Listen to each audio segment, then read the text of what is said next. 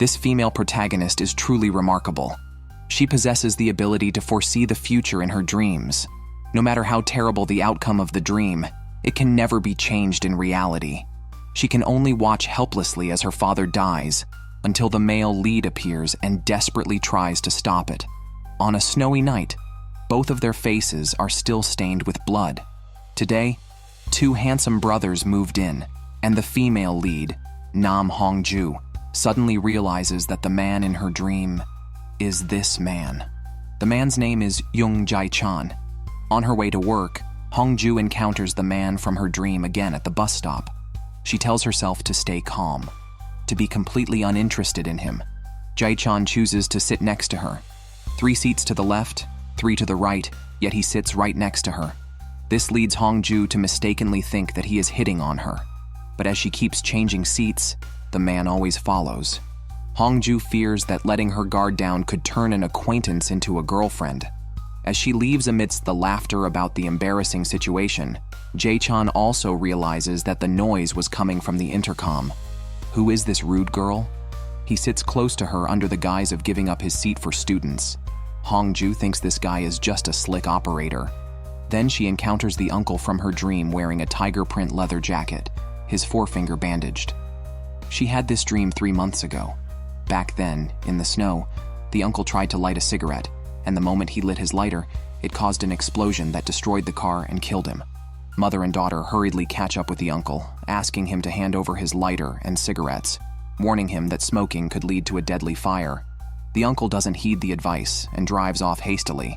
The mother manages to snatch the lighter, hoping to prevent the disaster. Unable to find his lighter, the uncle finds an identical spare lighter in the car.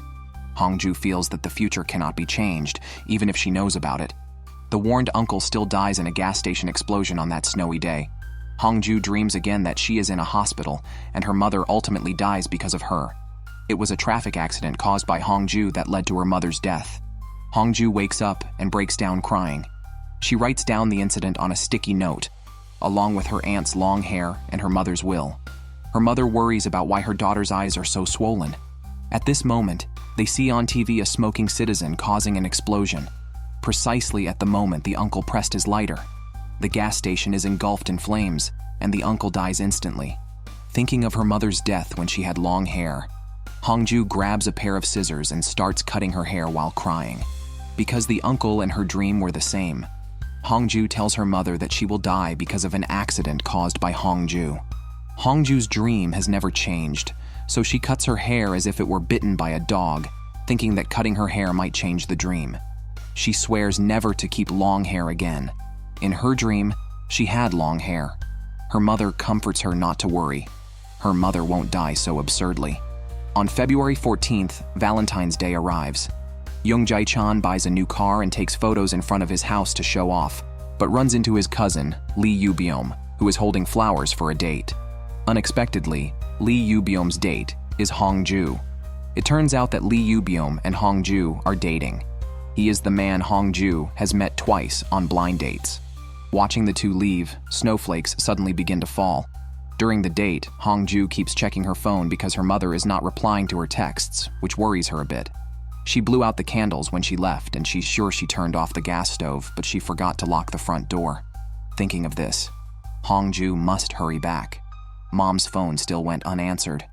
Hong Joo had never driven in the snow before, and now it was very difficult to catch a taxi. Lee Byum handed over the car keys to drive himself. Meanwhile, Mom was walking home with a coffee, followed by a young man wearing a hat. Just as Hong Joo was considering whether to call the police, Mom finally answered the phone. It turned out she had left her phone at the coffee shop, and a kind young man had brought it back to her. Relieved, Hong Joo said she would be home soon. She asked Lee Byum if he would take care of her mother if something happened to her. Lee Byum promised that no matter what happened, he would look after both Hong Joo and her aunt. Suddenly, an accident occurred, and the young man delivering the phone died on the spot. Hong Joo and Lee Byum were knocked unconscious. When Hong Joo woke up again, her hair had grown very long. Her aunt told her it was Christmas Eve. But hadn't Christmas Eve already passed? It turned out she had been lying there for 10 months. Upon asking further, her aunt told her even more devastating news. To see her daughter wake up, her mother had struggled for a long time, sold the house and the shop to gather death compensation and Hong Joo's medical expenses, worked day and night desperately trying to save her daughter, and eventually passed away from exhaustion. She left only a will with savings for Hong Joo. Unable to accept it, Hong Joo felt like she was dreaming and needed to wake up from this dream. Her aunt urged her to pull herself together because she was facing trial. Distraught, Hong Joo insisted it wasn't her driving. The accident wasn't her fault. Prosecutor Jung Jae Chan came to investigate. Hong Joo said she wasn't driving. It was Lee Yoo-beom. However, Lee Yoo-beom said he regretted not driving for her, advising her not to drive because the roads were slippery with snow. But she insisted on going home immediately because her mom wasn't answering her calls. Out of concern, he got in the car with her. The prosecutor checked the blood on the driving airbag, which turned out to be Nam Hong Joo's. The ambulance dashcam footage also showed Lee Yoo-beom being rescued from the passenger seat. Hong Joo swore she wasn't driving. The blood and dashcam footage were fabricated by someone. She had lost consciousness. Surely someone had moved her to the driver's seat and then wiped the airbag clean before smearing her blood on it. Lee Yoo-beom was framing her to save himself. Unfortunately, it was all speculation. Compared to speculation, the prosecutor trusted the evidence more. All the evidence pointed to Hong Joo. Jae Chan advised her to confess to get a lighter sentence. The victim's family wanted a conviction. If she insisted on not confessing, it would be very unfavorable for her in sentencing. Hong Joo tried to contact Lee Yoo-beom, but he was unreachable. In this world, Hong Joo only had her mom, and she couldn't accept being alone and framed, so she chose to commit suicide by jumping off a building. No matter what she said, no one believed her. Jae Chan expressed his belief in her. Although it was just a dream, it felt so real. Today is February 14th, and everything that happened was just Jae Chan's morning dream. It was a very vivid and terrifying dream. The aunt in the dream is actually alive and well. In front of the bus station, Hong Joo saw Jae Chan and reluctantly moved to sit away from him. Jae Chan bravely sat next to her anyway. He asked Hong Joo if she knew Lee Yoo-beom, but Hong Joo misunderstood him as a stalker, thinking he was following her and investigating her. Despite Hong Joo's disdain, even if it meant being deceived, he still insisted that Hong Joo listen to him. He asked her not to meet Lee Yoo-beom today, and absolutely not to drive in the snow. Hong Joo thought he was completely a stalker, wondering what it had to do with him whether someone else drove or not. But then she remembered her uncle used to say the same, which suddenly made her worried. Luckily, today the chance of snow was only 5%. Lee Yoo-beom still bought flowers that day, and the two met on the street as planned. The difference was that it didn't snow this time.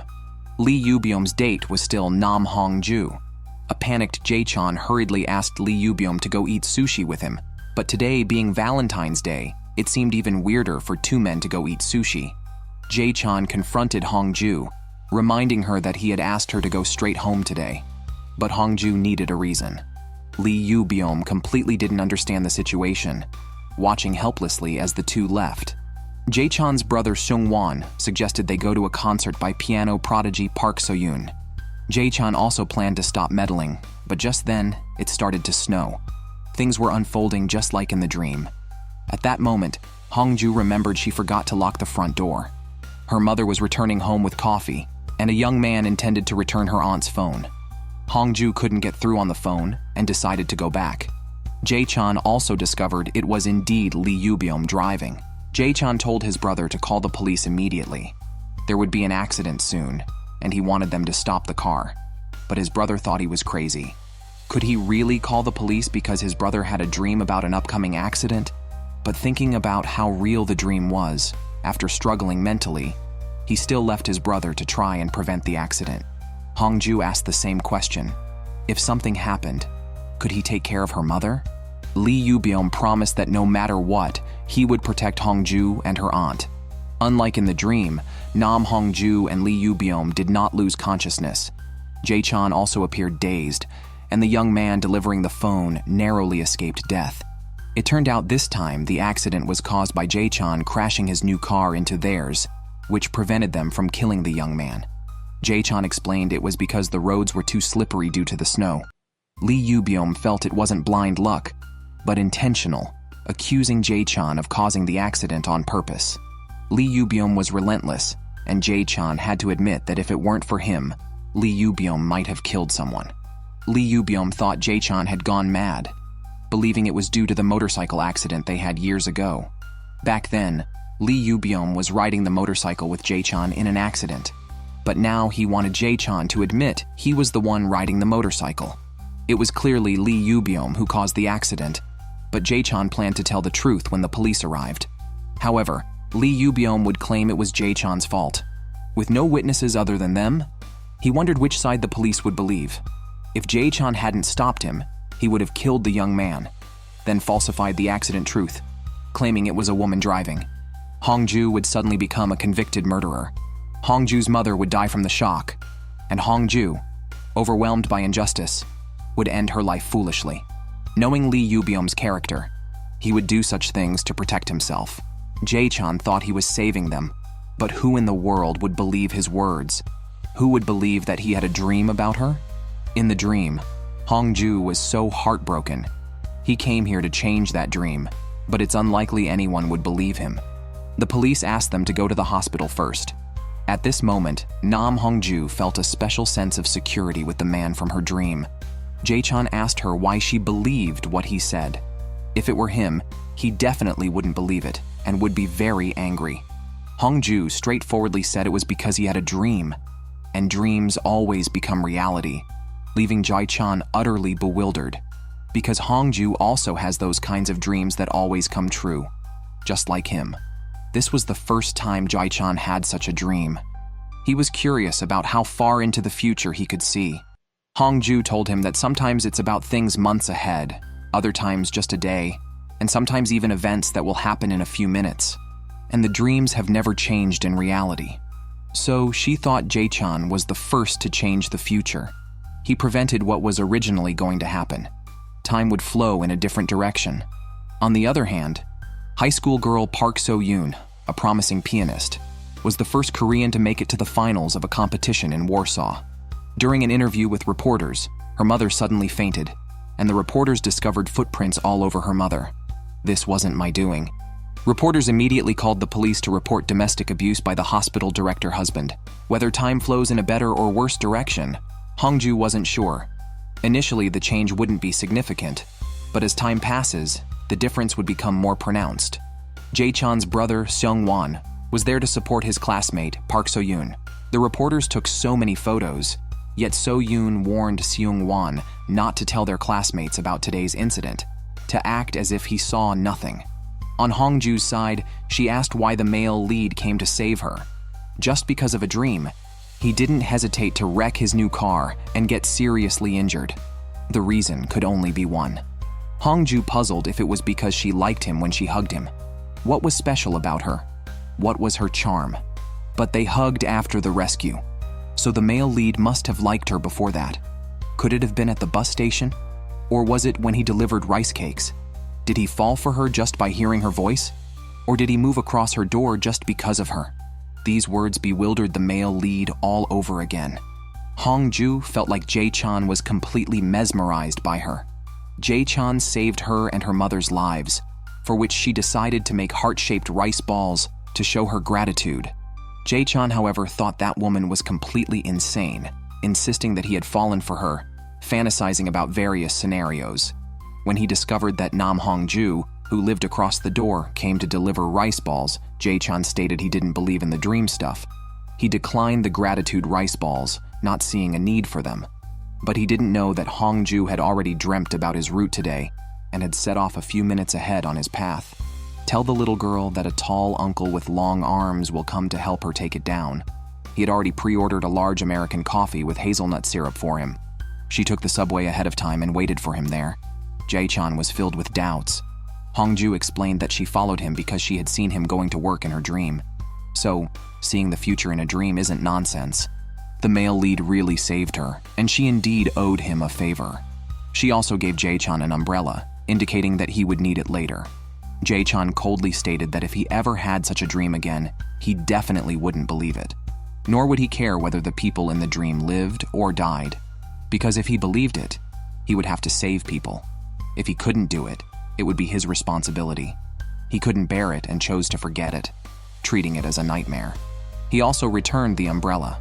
He suggested that if Hong Joo really wanted to change reality, she should find someone else, and not him. There are plenty of others out there. Hong Joo softly said, "There's only you."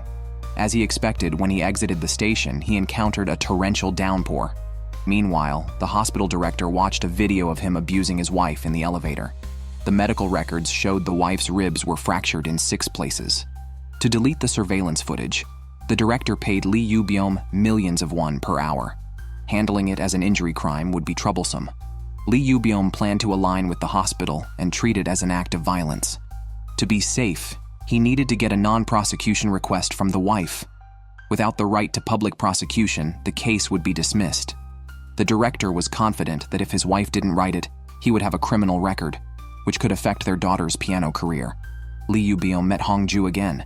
He was waiting for an apology from Hong Joo, but instead, she came to break up. Only by cutting ties with him could she sleep peacefully.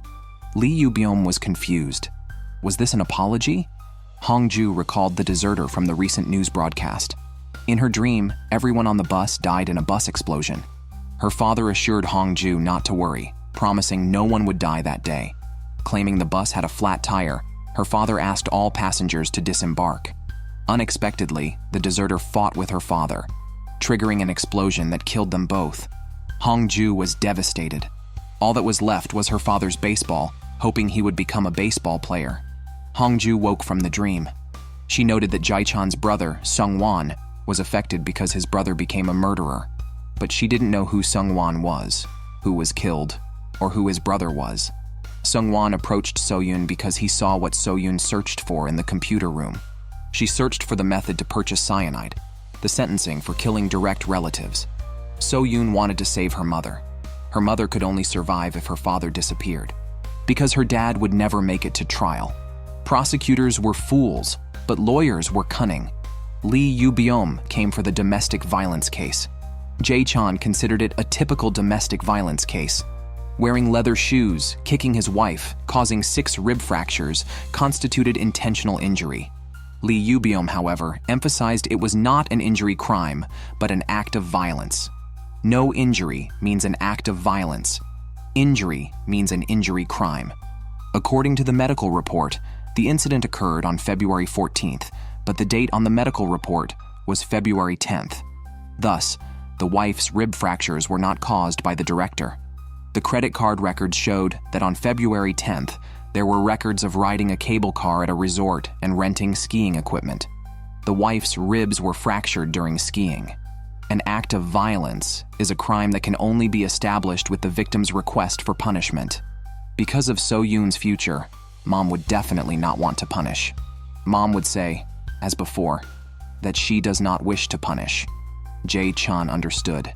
Lee Yoo-byum just needed to write a few documents to turn the injury crime into an act of violence by coercing the victim to obtain a document of unwillingness to punish, thus depriving her of the right to public prosecution and thereby completely eradicating the original culpability. That must be how the director became a regular client. However, Lee Yoo-byum thinks Jae Chan holds a grudge because of something that happened 13 years ago. First, why he interferes with his girlfriend, telling her not to see him. Second, why he would crash into him while driving a perfectly good car. Third, a case where the answers are clear just by looking at the documents. Why bring up such ridiculous issues? It can only be described in 2 words: resolving a grudge. Lee Yoo-byum told Jae Chan to act according to the law and principles, and after the minister's approval, to process it today, as if there is no right to public prosecution, not to resolve personal grudges against the client. Every time, this makes So-yoon believe the old saying is true: the law is far away, but fists are always close. Jae Chan also took out all the cases to be dealt with today, planning to finish them all, even if it takes all night, such that a single file cabinet could be cleared in one day. Coincidentally, it was the director's domestic violence case. With both a medical report and an unwillingness to punish document, just by writing a non-prosecution decision, the case could be closed. 5 minutes and done. Following this trend, he wouldn't even need to work all night. The next case was about driving without a license. That could be handled in 3 minutes. Colleagues thought he must have drunk too much beiju. That night, Jae Chan had a terrible dream. He hurriedly checked if his brother Seung-won was injured and instructed Seung-won not to go anywhere else after school, but to come straight home. Damn those dreams. He found Hong Joo, because even if he didn't want to believe in dreams, he couldn't ignore them, since he also started having those damn dreams. Why did the dreams transfer to him? Why him? Hong Joo also didn't know why it was him. She didn't even know why she started having such dreams. As a prosecutor, unable to prevent it in advance and unwilling to believe Hong Joo's words, Jae Chan was in a dilemma. He asked Hong Joo for help. In the dream, Hong Joo appeared blaming him for not listening to her. Seung-won was taken away, either in a police car or an ambulance. In Hong Joo's dream, Seung-won had committed murder, and he became a murderer because of Jae Chan. There are terrifying moments in life that one does not want to face. On So-yoon's side, when she inquired about her father's case, she learned that the application for unwillingness to prosecute had arrived. It was likely to be handled with a non-prosecution decision soon. She planned to take matters into her own hands, and those tiny choices would later come knocking in the name of regret. If it were possible to change those tiny choices, could the terrifying moments be prevented? So-yoon's mom called, telling So-yoon to spend the night at a friend's house and not to come home. Worried, So-yoon and Seung-won hurried home. Hong Joo and Jae Chan began to compare each other's dreams. A couple was fighting. It looked like the wife was being hit unilaterally. The daughter and her friend Seung-won arrived just in time. When Seung-won intervened to stop the director from fighting, he pushed the director, who was wielding a ball, to attack, causing the director to fall down the stairs. Jae Chan suddenly felt that this might be due to the director's case, arguably because Jae Chan let the director off, which led to the escalating situation. From the window of Seung-won's apartment, 2 moons could be seen. Turning around, wasn't the site of the accident right in front of them? Delivery guy Han Woo-tak also dreamt about the incident. In his dream, he personally apprehended Seung-won. Seeing Jae Chan in the dream startled Han Woo-tak awake. Then he saw Jae Chan and Hong Joo rushing somewhere. Thinking that Jae Chan might have saved him in a dream before, Han Woo-tak believed the dream might be real. He immediately turned on his siren to the highest level and rushed to the scene. It turned out that the director's wife had convinced the director to agree to a divorce and to provide funds for So-yoon's overseas studies, since the director had promised. The wife wrote the application for non-prosecution, agreeing to comply with everything she asked.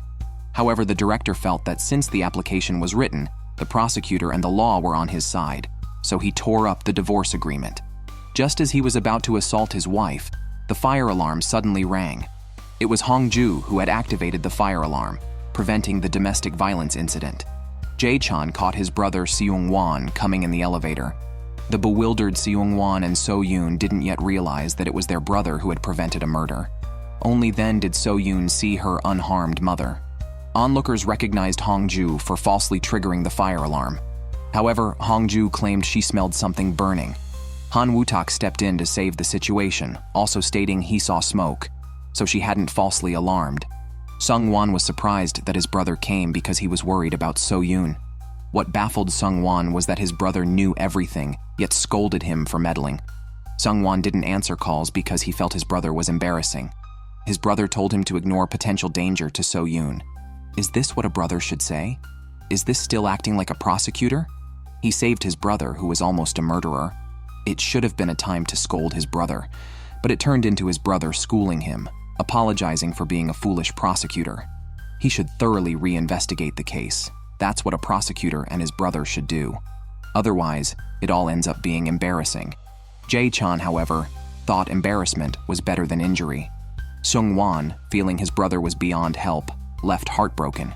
Hong Joo invited the homeless So-yoon and her mother to her home. Before the director could find out, the 3 of them left the scene together. However, they couldn't get a taxi. Chubby was in a hurry to use the restroom, but couldn't hold it for even 5 minutes. Han Woo-tak happened upon Hong Joo and the 2 others on the roadside. He chose to kindly drive them home. Han Woo-tak explained he knew Hong Joo, and they were almost there, asking to hold on for another 5 minutes. On Valentine's Day night, they almost got into big trouble. Misunderstanding, the mom quickly covered So-yoon's ears. It turned out not to be that kind of crash, but a traffic accident. Poor chubby policeman almost died holding it in. Everything concerning the director's case was concluded. Jae Chan, with no intention to reinvestigate, planned to turn a blind eye. Upon hearing this, Hong Joo got anxious, reminding him that his brother almost became a murderer. "You need to continue to find evidence and prosecute the director," she insisted. But what could Jae Chan prosecute with? Use a dream of him assaulting someone as evidence? Prosecute without any evidence, ignoring all legal procedures? Moreover, it was due for approval today. Jae Chan had over 300 unresolved cases this month. If he confronted his superiors to reinvestigate, he would surely be sent to some remote area. Even as a junior prosecutor with no connections or background, he might get fired. Hong Joo's accident had already totaled his new car, but there were still 36 months left on his installment plan. Plus, with just his salary covering the rent, he was living paycheck to paycheck. Seeing his plight, Hong Joo reminded him to take note. This week's winning lottery numbers were dreamt by Hong Joo in her dream. Out of moral considerations, Hong Joo would not buy the ticket herself. She only told Jae Chan the numbers, hinting that he could win 2.8 billion won. She suggested that he might as well trust her and confront his boss. Jae Chan, full of righteousness, retorted, "Am I the kind of person too poor to speak out for justice? I plan to reinvestigate the case precisely because I am unafraid of power and committed to justice." This scene made Hong Joo think Jae Chan was very impressive. Confident, Jae Chan decided to firmly confront Lee Yubyom. Lee Yubyom sarcastically remarked that he could see right through Jae Chan's act. Jae Chan replied, "What's scarier than ignorance is self-righteousness. Thinking you know everything behind a facade of coolness, but actually panicking inside." Jae Chan stopped the documents that were about to be sent for the minister's approval, took over the director's case, and asked the department head to inform the director's wife and the hospital doctors to coordinate the dates for a summons so they could confront each other in person. He wanted to reopen the director's case. Hearing that Prosecutor Ding planned to summon the director and that he would issue a summons or an arrest warrant if he didn't show up, Lee Yubyom was infuriated. Xiang Mei informed the male lead that the minister was calling him. Jae Chan was inwardly distressed. The minister questioned him about why he was neglecting other urgent cases and obsessing over the director's case. Could it be, as Lee Yubyom's law firm suggested, that Jae Chan wanted to settle personal scores? Regardless of whether it was settling personal scores, Jae Chan believed that if he handled it as a non-prosecution to avoid misunderstandings, more terrifying cases would follow. He also planned to restart and thoroughly investigate all previous cases. Colleagues quickly gossiped that Jae Chan was indeed a brave man of this era, not knowing that he had the lottery as his backup. The high-end car model he was test driving felt very nice. He let the sales guy help him take a photo for a keepsake and consulted about what kind of second car to buy. Just then, he happened to run into Hong Joo. Confidently, Jae Chan spoke of his decision to confront the leadership and thoroughly reinvestigate the director's case. After all, he was a man whose actions matched his words. Hong Joo suddenly saw the red sedan he was test driving and asked if he actually believed her earlier claim about winning the lottery with those numbers. Jae Chan's heart sank, but he maintained a calm facade, saying how could he believe such a ridiculous thing? Hong Joo was relieved, nearly losing 10 years of her life from stress. After saying goodbye to Hong Joo, Jae Chan's heart truly collapsed. The salesperson called his wife, boasting that he might sell 2 cars, proudly planning to buy a new phone for his son instead of a second-hand one. When he found out Jae Chan wasn't buying the car, the salesperson's heart also truly collapsed. Jae Chan shredded the lottery ticket and consulted with Senior Shen about the previous non-prosecution cases of that director. She believed that in cases of domestic violence, if the husband with financial power was detained, it would lead to the collapse of the other family members' livelihoods. The director's wife didn't write the non-prosecution application because she forgave him.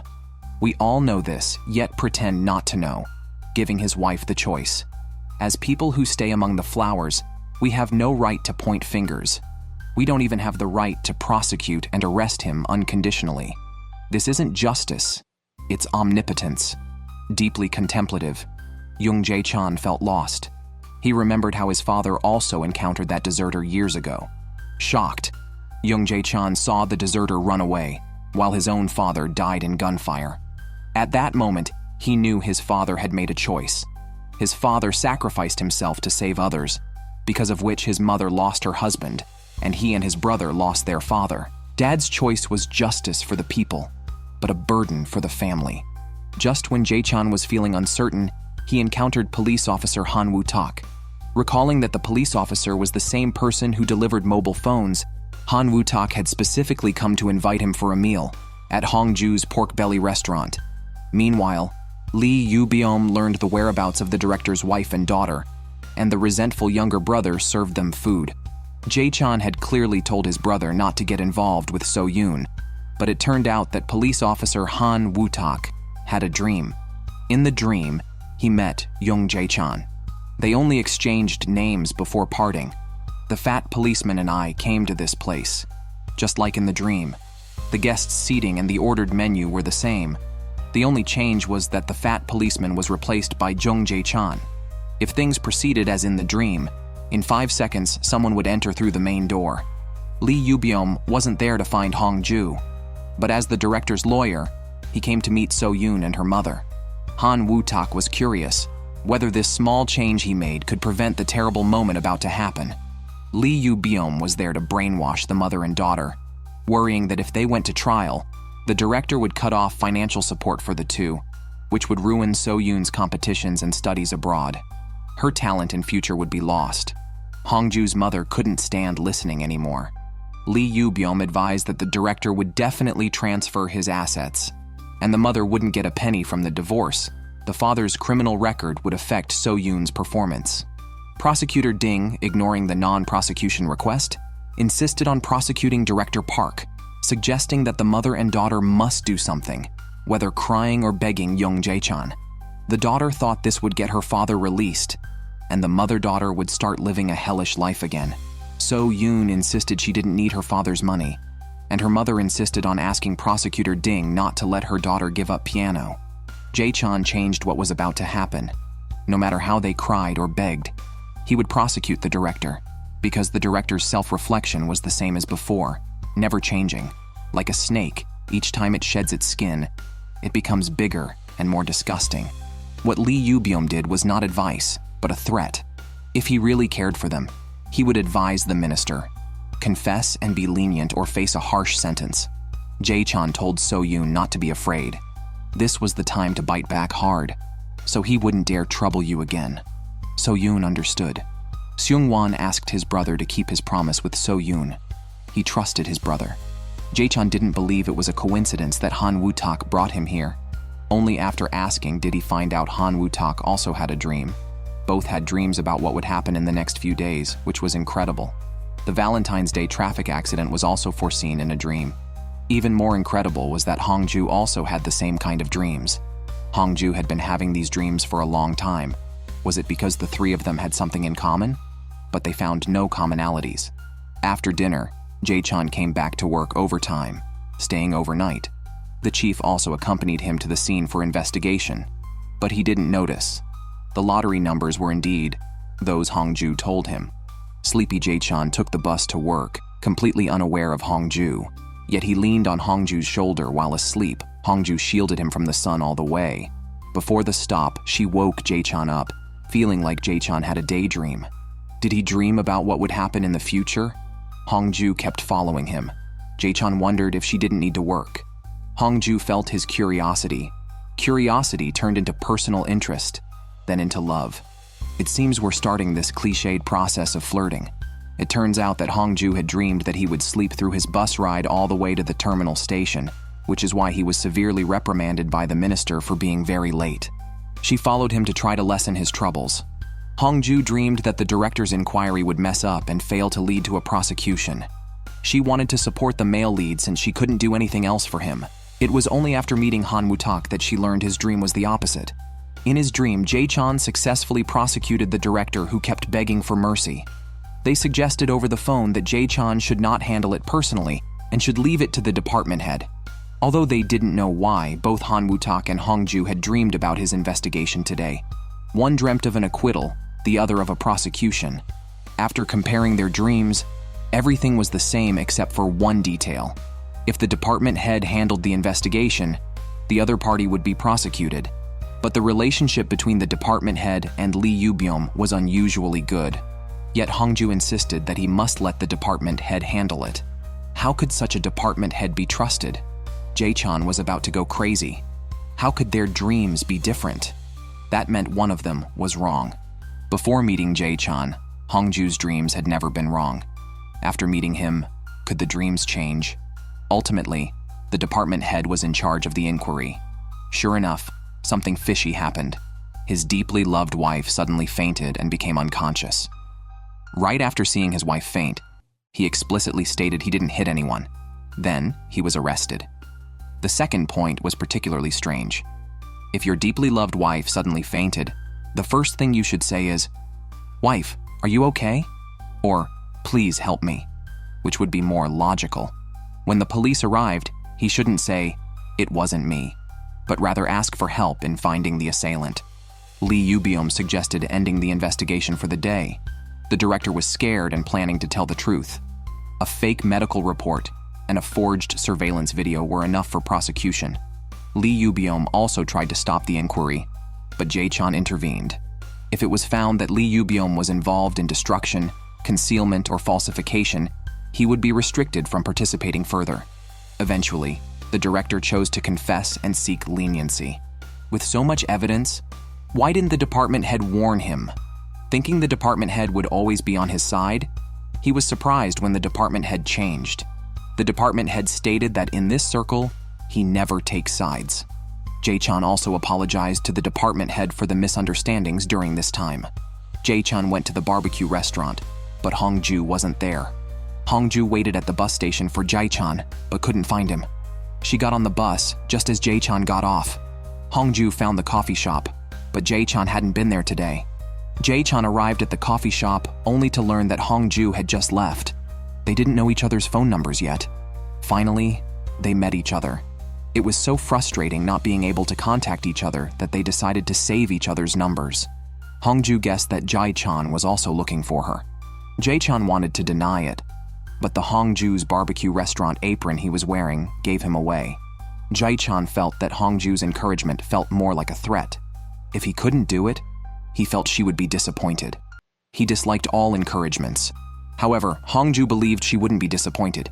If he succeeded, she would thank Jae Chan for doing well. Even if he didn't succeed, she would thank Jae Chan for his efforts. She hoped Jae Chan wouldn't dislike her or her encouragement. Even though Hong Joo had already closed her eyes and was on her tiptoes, Jae Chan also ended up on his tiptoes. It turned out that Jae Chan had dreamed of this scene before, precisely when Hong Joo had gone on the bus to remind him to get off. Jae Chan dreamed of embracing Hong Joo and kissing her. In his dream, he had someone who encouraged him like a father. Jae Chan arrived at the cafe only to find out that Hong Joo had just texted him before heading to the restroom. When Hong Joo entered, Jae Chan hid from her. Hong Joo was temporarily suspended from her job. If she were to return to work, it would be difficult for her to see Jae Chan. She asked Jae Chan for advice because she really didn't know what to do. Deep down, she really wanted to return to work. That day, Nam Hong Joo found a chicken leg missing when she ordered fried chicken. She had ordered 36 whole chickens from this place before and often found pieces missing. The man at the fried chicken restaurant, who had a mouth like a reporter, had no rebuttal. Luckily, her mother arrived, grabbed her by the ear, and took her away. Being suspended, she had nothing better to do than to argue with the chicken shop. It was a waste of her talents and overly indulgent. Her mother adamantly disagreed with her returning to work because Hong Joo had dreamed that she died while working as a reporter. However, Hong Joo felt that the future could change because of Jae Chan. In her mother's eyes, her daughter seemed more unreliable, fragile, more worrisome, and more precious. Her mother didn't want to be left alone. Han Woo-tak came to eat pork belly and analyze the dreams of the three. Hong Joo always randomly dreamed about many people. Recently, she frequently dreamed about Jae Chan. Jae Chan mainly dreamed about Hong Joo. Han Woo-tak mainly dreamed about Jae Chan. If they could understand the rules of their dreams, they could prevent various crimes and disasters. Seeing Han Woo-tak so excited, Hong Joo asked the question that troubled her. What if you dreamt you died at work? Would you resign from being a police officer? Han Woo-tak suggested that changing the circumstances might be enough. Keep working while making changes. This gave Hong Joo a glimmer of hope. Han Woo-tak was confused, wondering if he said something wrong. The chubby police officer felt guilty because he had asked her for a cash receipt. It was just a small amount of money, and the rice was complimentary. Right after they left, Jae Chan came to eat with his colleagues. The colleagues were divided over a case where passengers who did not stop a drunk driver were prosecuted as accomplices. 2 agreed that those passengers should also be punished, and 2 thought they should not. Jae Chan thought there were valid arguments on both sides and needed more time to consider. Senior Shin thought it was cowardly of him to withdraw at this time. However, Hong Joo believed that Jae Chan was genuinely deliberating based on his beliefs, being more cautious than anyone else. The tone of the minister's speech sounded familiar. The man in the restaurant just now was that reporter. Nam Hong Joo used to be a fierce reporter for the National Society section. When suspects appeared in court, her questioning was relentless, like a typewriter, sticking close to the suspects and asking loud questions like ringing a bell. Then she suddenly disappeared from the news. Hong Joo stood at the entrance of her office multiple times but lacked the courage to return. She was afraid her mother would worry about her. At night, she also found the chicken pieces the chicken man had saved. She decided to let it go as she didn't have the energy to care anymore. Hong Joo dreamed of a candlelight courtship scene at Mingyuan University, where a girl would get severely burned by a fire during a boy's proposal. Jae Chan, however, dreamed that at Mingyuan University, Hong Joo was assaulted by a group of men. He specifically asked a colleague to swap shifts with him today. The colleague refused because their unit had a very scary curse. Swapping shifts would lead to very tricky problems, like the time there was an explosion in a karaoke room, resulting in countless deaths and a mountain of evidence and autopsy reports to handle. In Han Woo-tak's dream, Jae Chan and Hong Joo were surrounded by a group of people. He planned to immediately patrol Mingyuan University. Hong Joo, on her side, prepared to leave with a fire extinguisher, intending to save someone because she dreamt that they were in danger. If she could successfully change the outcome of the dream and save the girl, she hoped her mother would reconsider allowing her to return to work. That evening at Mingyuan University, a female student was accepting a boy's courtship. Although they might not have believed it, Hong Joo prevented a major accident. Fortunately, Jae Chan arrived in time and hid in the garden, avoiding being noticed by several people. Hong Joo recounted how she used the fire extinguisher to spray wildly and rescue the people. The girl she saved was the waitress from the coffee shop they often visited. Jae Chan thanked Hong Joo for speaking up for him during a meal with his colleagues. Influenced by Hong Joo, Jae Chan gradually changed. At that moment, they were discovered by a few people again, but fortunately, Han Woo-tak and the chubby police officer arrived just in time to stop a fight. The coffee shop girl was not injured but still felt a bit of a burn. At that moment, she received a call from her elder brother. Her second brother's body was already cold from a car accident due to not wearing a seatbelt, causing a skull fracture. The man with glasses never expected that swapping shifts would still require him to perform an autopsy.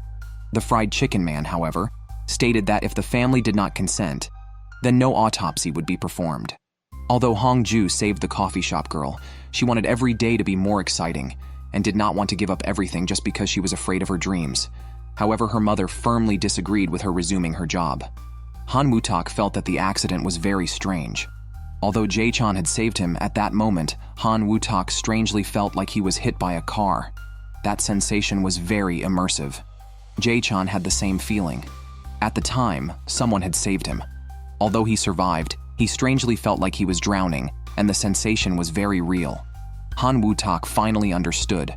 Those who are saved can dream of the future of their rescuer. Because Jae Chan dreamt of Nam Hong Joo, the person who saved him was Nam Hong Joo. Jae Chan completely denied it, because the person who saved him as a child was a boy who liked baseball, named Little Chestnut. Jae Chan's mother invited him and his brother to come over for breakfast in the future, all because Hong Joo had taken leave due to her death-related dream. Her mother was very worried about her, but now agreed to her resuming work. Prosecutor Ding liked that everything was free and didn't cost money. Her mother hoped that in case something happened, he would protect her daughter. Jae Chan finally understood. Hong Joo didn't dislike her job. She wanted to do it, but was afraid. On the day the fried chicken man's brother was cremated, many stray cats on the streets also died. Hong Joo still struggled to overcome her inner fears at the entrance of her office. At that moment, Jae Chan took her hand, hoping she would not close her eyes, ignore, or hide from the reality of life. Nam Hong Joo finally resumed her job. However, The work uniform she was wearing when she died in her dream was also handed to her. Fortunately, Jae Chan was willing to take her to the company. Even if Hong Joo clung to him every day, asking him to take her, he would try to protect her. Hong Joo cried because of her trust in him. It was what she had always wanted to hear. Tragically, her makeup was ruined by her tears. On the other side, the fried chicken man, Kang Dae-hee, took out a bag of death insurance money. His sister called, but he did not answer. He first sought out Lee Yoo-byum. Regardless of how much money the lawyer wanted, he could provide it. While Lee Yoo-byum was placing bets, he didn't look at the stakes, only the odds. The police suspected that Kang Dae-hee intentionally caused the traffic accident to kill his brother for the insurance money, like trying to fill a bottomless tank. They needed to tell him the mess he created, so Lee Yoo-byum could fix it and fill the tank with water. Kang Dae-hee killed his brother hoping to be acquitted. Jae Chan also dreamt about this event, about a man who killed his younger brother for insurance money and was sentenced to life imprisonment by the prosecution. Kang Dae-hee had bought insurance for his brother and sister and then killed them to claim the death benefits. It turns out it was their mother who asked the brothers to come over for breakfast in the future. She hoped they wouldn't behave like Hong Joo when at home. But Hong Joo knew exactly what Jae Chan was like at home, a scene she had seen countless times in her dreams. Socks rolled up and thrown everywhere, using the toilet with the door open, and even not flushing after use. Jae Chan quickly admitted and begged her to stop talking. After resuming her job, Hong Joo first visited Han Woo-tak, who then realized she was a major journalist. Her leader asked her to report on the content. Hong Joo hurriedly inquired from Han Woo-tak, learning about the serial killings of stray cats, with the number of cats killed reaching over 100. A colleague mentioned that Kang Dae-hee insisted on not performing an autopsy on his brother's case. It turns out Kang Dae-hee had bought an insurance policy in his brother's name worth 2.7 billion Korean won. Jae Chan suddenly remembered the Kang Dae-hee in his dream, where both the brother and sister were killed. In reality, only the brother was dead and the sister was still alive. The suspect's lawyer happened to be Lee Yoo-byum. Kang Dae-hee wanted to know the odds, and Lee Yoo-byum confidently estimated them at about 99-1, telling him to stand tall because he was the 99. However, colleagues believed that Kang Dae-hee had a 99% chance of being found guilty. If he were acquitted, it would really be the end for them. They were extremely anxious about not performing an autopsy.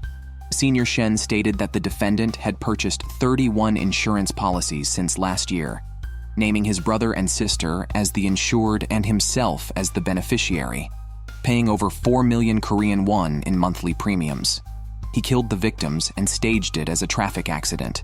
The defendant intentionally crashed into the entrance of the Daeomin Tunnel while driving his brother home, resulting in his brother's death. He falsely claimed and received a total of 2.7 billion Korean won in insurance money. Lee Yoo-byum completely denied the prosecution's facts, claiming the defendant was innocent. Colleagues thought Lee Yoo-byum was too reckless this time, questioning why he would seek to overturn the case when the defendant had already confessed. Jae Chan believed that Lee Yoo-byum had deliberately instructed the defendant to confess, to make the police overlook the investigation and overturn the verdict during the trial, which made his colleagues even more nervous. Jae Chan dreamt of Kang Dae-hee chasing his sister and Hong Joo to kill them, and he hurriedly informed Hong Joo. But Hong Joo was following up not on people but on stray cats. Someone had used cyanide to kill the stray cats. The protagonist was worried that this dream was related to the dream where Hong Joo dies while working as a journalist. Possibly the same dream. Hong Joo denied it. Her dream's location seemed to be deep in the mountains, and there was a green umbrella involved. Jae Chan didn't want to leave Hong Joo alone, so they made a promise. And the person with the green umbrella finally appeared. It was Lee Yoo-byum. Senior Shen stated that after Kang Dae-hee intentionally crashed into the tunnel entrance to kill his brother, he was afraid that an autopsy would expose his crime, searching for ways to avoid an autopsy and hastily cremating the body. During the funeral, he was also eager to claim the accidental death insurance money, searching online for relevant content, and ultimately successfully defrauded 2.7 billion Korean won in insurance money. Lee Yoo-byum hypothesized that the defendant didn't kill anyone and spun another plot. Kang Dae-hee hoped at least to leave his brother's body intact. So he searched for ways to avoid an autopsy because he was financially strapped and couldn't hold a funeral for long. He inquired about places where cremation could be done quickly. Because this death insurance money was the last gift his brother gave to himself, so he searched for these contents. Senior Shen counter-asked the person struggling to make ends meet. How could he afford to pay over 4 million Korean won in insurance premiums every month? Are you tired? Lee Yoo-byum believes that the content in the recording shows that the defendant and his younger brother had a very close relationship. Why avoid an autopsy? The trump card is that the brother did not die from a traffic accident. Lee Yoo-byum seized this point. In a major accident where the passenger seat was completely smashed, there was almost no bleeding. If the wounds appeared posthumously, it's possible. He was proving that the victim did not die from a traffic accident. He thinks the prosecution's claim that the victim died from a traffic accident is not a fact, but a speculation. After the accident, the victim's body temperature was measured at 35 degrees. Generally speaking, body temperature drops by 1 degree per hour after death. This is more than 1.5 degrees below normal body temperature. This means that at the time of the accident, the brother had been dead for more than an hour. All records prove that the victim had died before the car accident occurred. The chief explained that the prosecution charged with murder by traffic accident. So as long as it was not a traffic accident, no matter how he killed, he is innocent in this trial. Because the brother might have died from a heart attack, on the day of the incident, the brother was overly tired from loading goods. So he might have died from a heart attack while sleeping in the car. Even if there's a 1% possibility that the victim died from a heart attack, the defendant should be presumed innocent. The truth is, Kang Dae-hee killed his brother with cyanide. He killed over 100 stray cats with cyanide. Due to insufficient evidence and unresolved doubts, Kang Dae-hee was declared innocent. Lee Yoo-byum has done all he needed to do. So Jae Chan asked him to state how Kang Dae-hee murdered, so they could apply for an arrest warrant to arrest Kang Dae-hee again. Because that bastard might kill his sister too. If he goes on to murder, it would be Lee Yoo-byum's responsibility. But Lee Yoo-byum thought it was the prosecutor's fault for not proving him guilty. Ultimately, he didn't tell the truth. Jae Chan began to worry about Hong Joo's safety. Hong Joo was still gathering materials about stray cats. Han Woo-tak heard from children it used to be an uncle who fed the cats fried chicken. Fried chicken? Jae Chan couldn't understand why Kang Dae-hee would attack Hong Joo. Someone used cyanide to kill stray cats. He suddenly realized that Kang Dae-hee's brother might have died from poisoning. The chief also suddenly remembered an important point about the color of the blood. Blood is normally dark red, but the color of that corpse was bright red. If one dies from eating cyanide, the blood is bright red. Jae Chan hurried to the fried chicken shop. The sister was originally on Kang Dae-hee's side. She didn't believe her brother could do such a thing. The voice in the dash cam recording wasn't the second brother's voice. Both were Kang Dae-hee's voices. Kang Dae-hee also harbored murderous intentions towards his sister. Luckily, Hong Joo and Han Woo-tak arrived in time. The ruthless Kang Dae-hee directly stabbed Han Woo-tak. Hong Joo rushed in and hit Kang Dae-hee, making the knife fall. Han Woo-tak held the other party back, telling Hong Joo to run fast. Thus, there was the scene of Kang Dae-hee chasing Hong Joo. The two hid under the rooftop tarp. Under the dim lights, the protagonist arrived in time. Jae Chan also asked Han Woo-tak for a favor. About that time, that place in his dream. Hong Joo will be attacked by someone named Kang Dae-hee. Han Woo-tak will definitely not leave Hong Joo alone at that time. The two of them fought on the rooftop. The police arrived in time to subdue Kang Dae-hee. When Han Woo-tak woke up, they had been guarding for a long time. Fortunately, he was not seriously injured. This time, Lee Yoo-byum no longer handled Kang Dae-hee's case. The prosecution also seized herbal medicines containing potassium cyanide and obtained testimony from the criminal's sister. Kang Dae-hee was ultimately sentenced to life imprisonment. Hong Joo was alone in the park, but Jae Chan appeared with a box of tissues because he dreamt of Hong Joo alone, blaming herself while crying from afar. How could Hong Joo be as he described? She is very strong. How could you have such an unreasonable dream?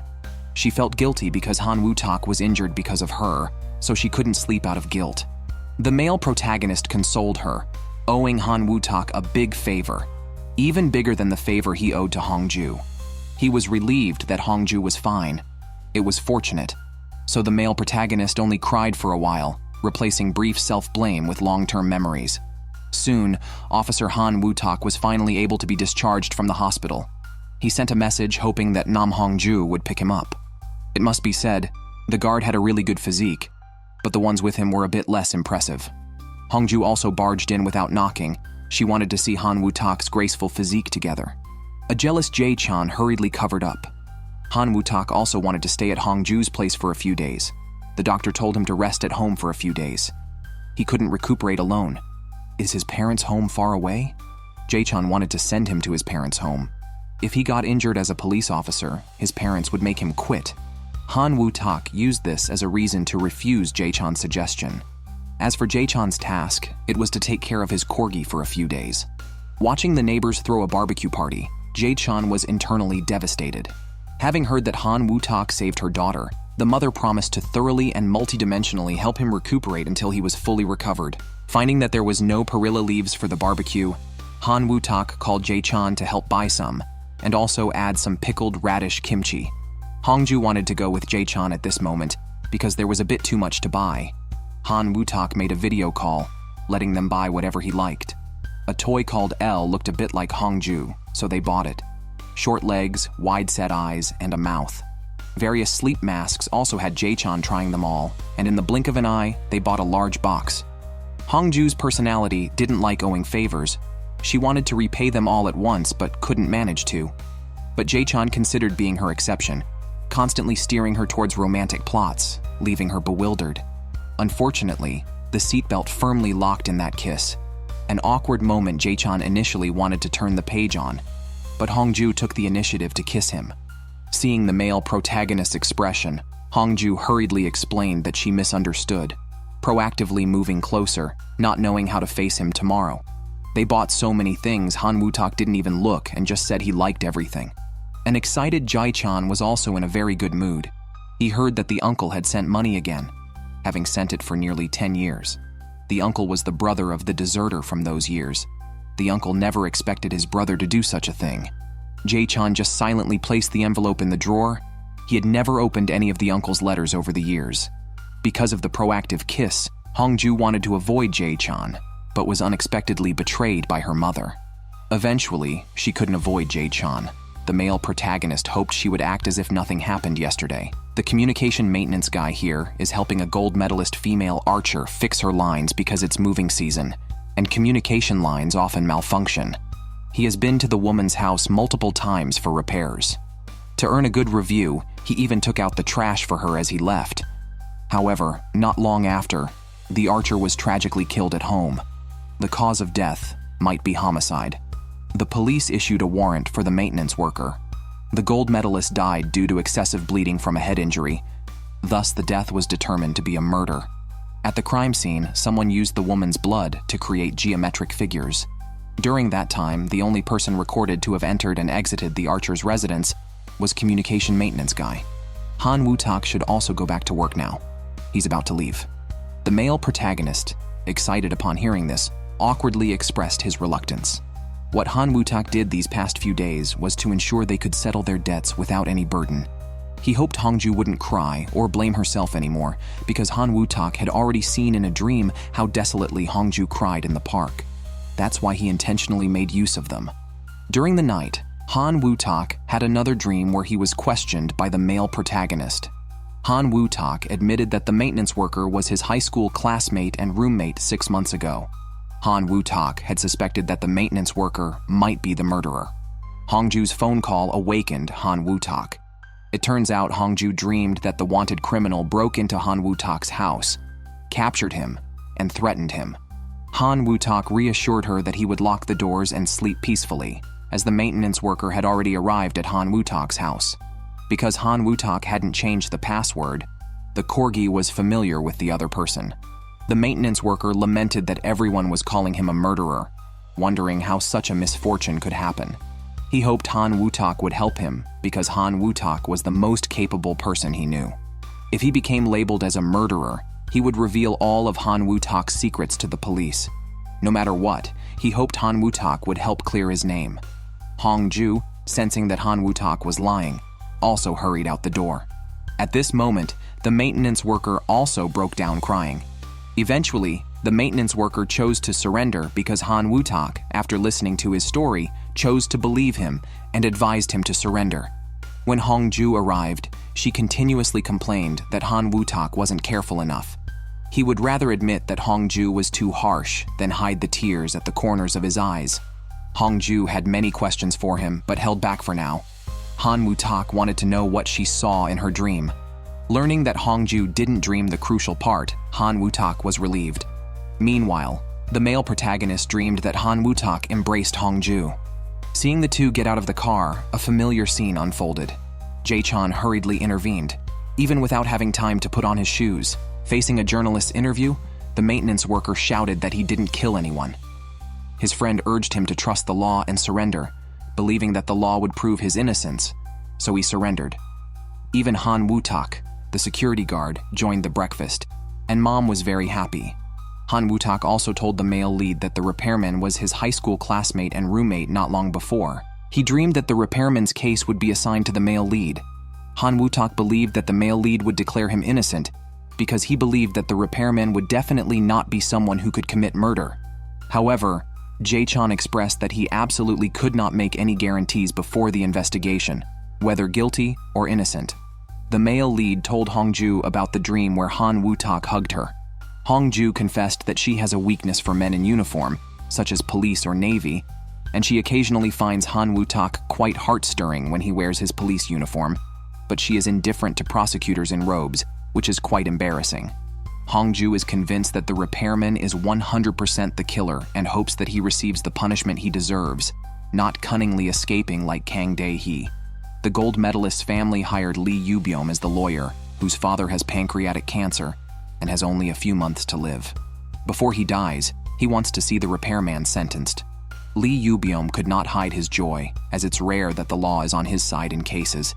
Meanwhile, Hong Joo dreamt of the male lead, Jae Chan, buying a ring without knowing her ring size.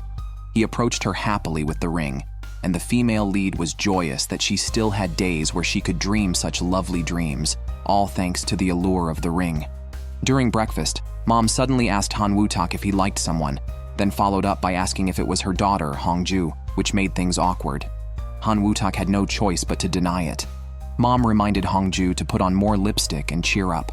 Han Woo-tak, who studied law best during his time at the police academy, will strive to defend his friend. The repairman was truly grateful and could only rely on Han Woo-tak.